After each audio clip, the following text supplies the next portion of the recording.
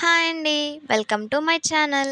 ఈరోజు మన ఛానల్లో కర్ణాటక స్పెషల్ వాంగీ బాత్ని ఎలా చేయాలో చూద్దాం. వంకాయ అనేది ఇష్టం లేని వాళ్ళు ఇలా ఒకసారి ట్రై చేసి చూడండి. చాలా బాగుంటుంది. ఇంకా లేట్ చేయకుండా ప్రాసెస్లోకి వెళ్ళిపోదాం. ముందుగా స్టవ్ ఆన్ చేసుకుని ఒక కడాయి పెట్టుకోవాలి. కడాయి హీట్ అయిన తర్వాత 2 టేబుల్ స్పూన్ పచ్చిశనగపప్పుని వేసుకొని లైట్గా ఫ్రై చేసుకోవాలి. పచ్చిశనగపప్పు లైట్గా ఫ్రై అయిన తర్వాత 2 టేబుల్ స్పూన్ సాయి మినపప్పును కూడా వేసుకొని బాగా ఫ్రై చేసుకోండి. రెండు ఈవెన్గా ఫ్రై అవుతున్నప్పుడే 2 టేబుల్ స్పూన్ నువ్వులను కూడా వేసుకొని మంచి గోల్డ్ కలర్లోకి వచ్చేంత వరకు ఫ్రై చేసుకోవాలి.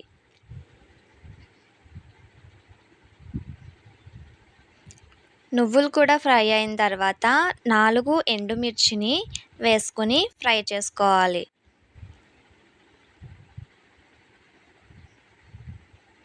తర్వాత ఇందులోకి స్పైసెస్ని కూడా యాడ్ చేసుకుందామండి.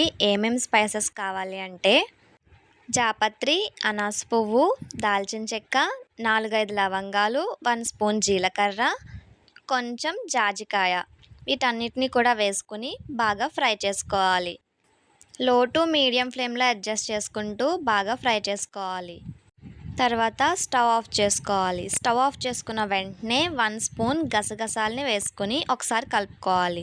తర్వాత వీటినన్నిటిని ఒక ప్లేట్లోకి తీసుకుని బాగా చల్లారనివ్వాలి.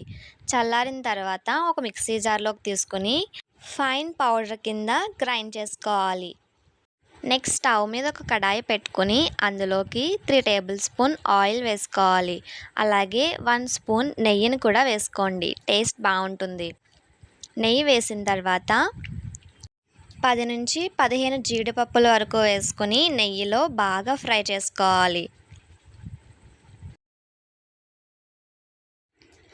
జీడిపప్పు అనేది లైట్ గోల్డ్ కలర్ వచ్చిన తర్వాత ఒక బౌల్లోకి తీసుకుని రెడీగా పక్కన పెట్టుకోండి.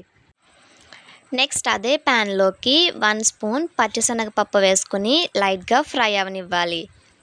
ఫ్రై అయిన తర్వాత పొడుగ్గా కట్ చేసి పెట్టుకున్న వంకాయ ముక్కల్ని అలాగే బంగాళదుంప ముక్కల్ని కూడా వేసుకొని ఫ్రై చేసుకోవాలి.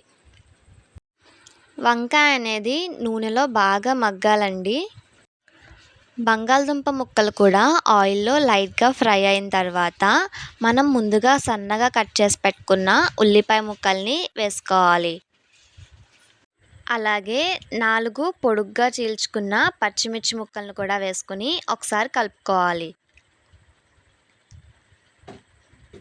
తర్వాత చిటికెడు పసుపును కూడా వేసుకోండి.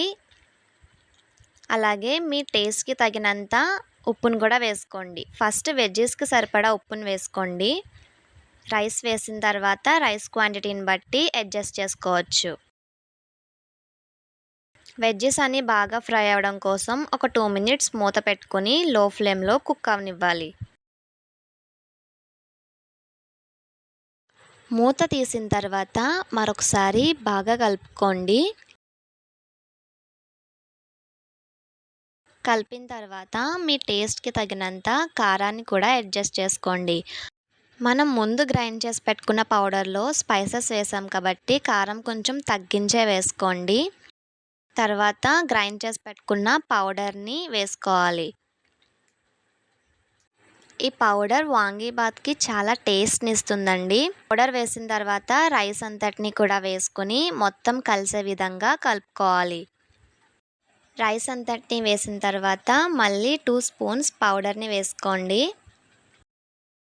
అలాగే టేస్ట్ కోసం 1 స్పూన్ గీ కూడా వేసుకుని బాగా కలుపుకోండి. ఈ స్టేజ్లోనే సాల్ట్ని అడ్జస్ట్ చేసుకోండి. వెజ్జెస్ అన్నీ రైస్లో మిక్స్ అయ్యే విధంగా బాగా కలుపుకోవాలి. అంతేనండి, ఎంతో టేస్టీగా ఉండే కర్ణాటక స్పెషల్ వాంగీబాత్ రెసిపీ అనేది రెడీ అయిపోయినట్టే. లాస్ట్లో మనం వేయించి పెట్టుకున్న జీడిపప్పుతో గార్నిష్ చేసుకోవాలి. మీరు కనుక మన ఛానల్ని ఫస్ట్ టైం చూసినట్టయితే కనుక ఇలాంటి మరిన్ని రెసిపీస్ కోసం మన ఛానల్ని సబ్స్క్రైబ్ చేసుకోండి. పక్కనే ఉన్న బెల్ ఐకాన్ని క్లిక్ చేయడం మర్చిపోవద్దు. Thanks for watching.